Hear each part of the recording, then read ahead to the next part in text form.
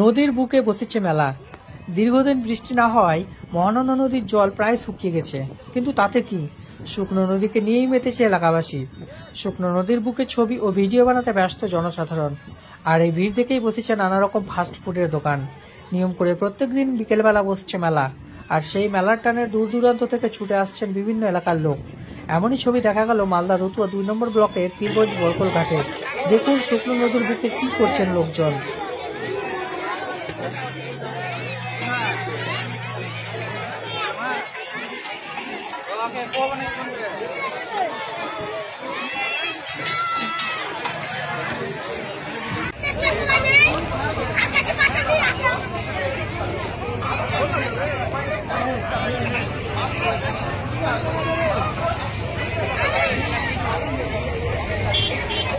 বিলেট police কা দিচ্ছি মেলা